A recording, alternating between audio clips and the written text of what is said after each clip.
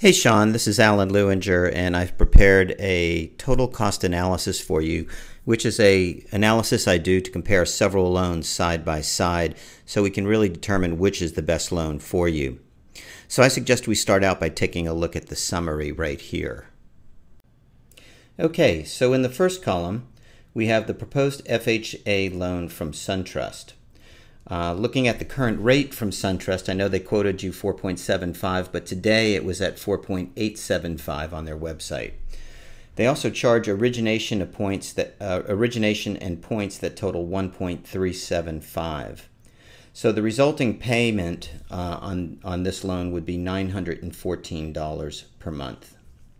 In the second column, I took the same FHA loan as offered by 360 Financial Group. Our rate is still 4.75 at this point, and we only charge a quarter point origination and points, significantly less than what SunTrust is charging you to get a higher rate. The resulting payment is $901, savings of about $13 a month.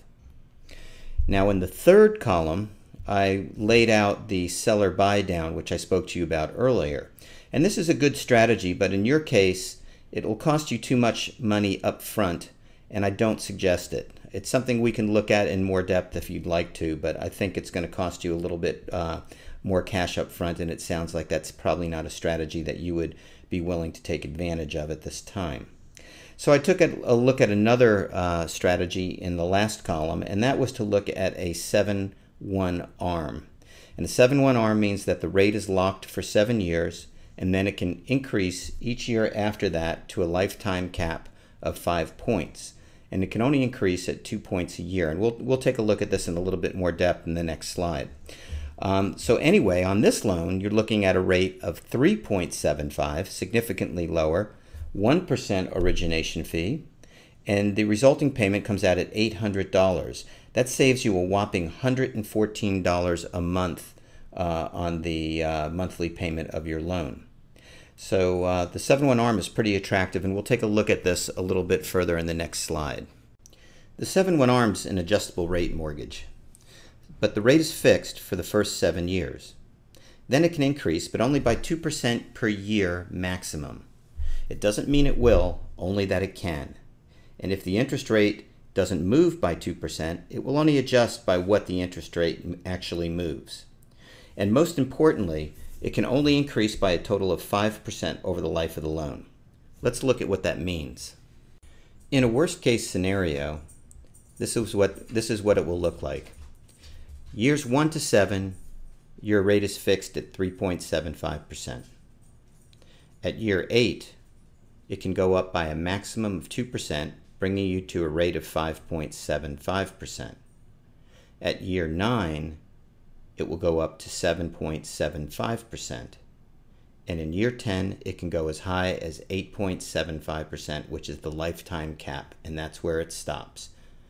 So if you kept this loan past year 9, it would be at 8.75% and would not continue to increase.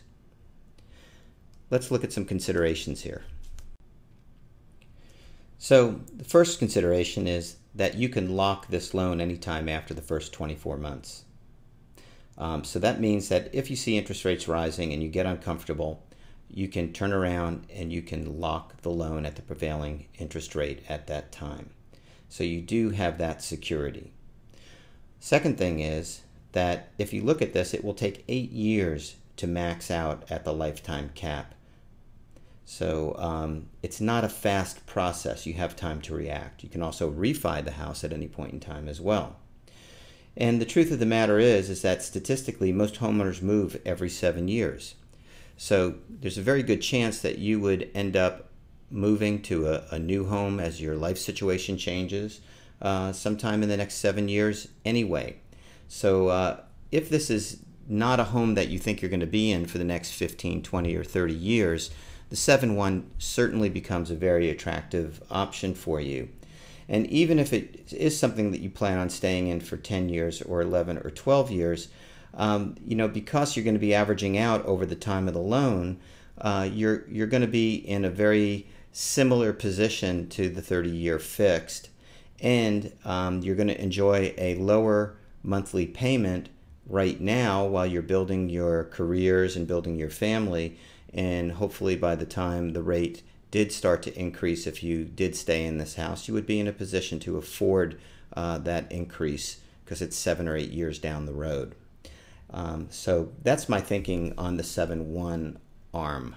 So in summary, our 30-year fixed at 4.75% interest will save you about $13 a month in payments over the SunTrust loan, but it's going to save you about $4,000 in cash to close due to our lower rate, our lower origination fees, and our lower discount points.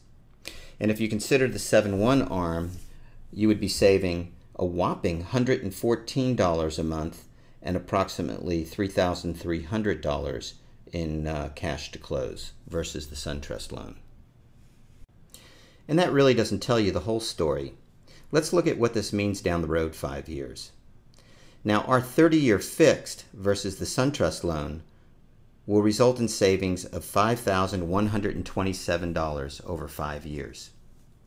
And while that seems pretty darn good, our 7-1 ARM will actually save you $13,371 in payments and interest versus the SunTrust loan over 5 years. That's not small change, and you need to consider that. So I hope this was a helpful presentation for you guys, and I think you can see the effort I put into educating my clients and ensuring they choose the best possible loan. I'll make myself available to answer any questions you might have. Look forward to speaking to you soon.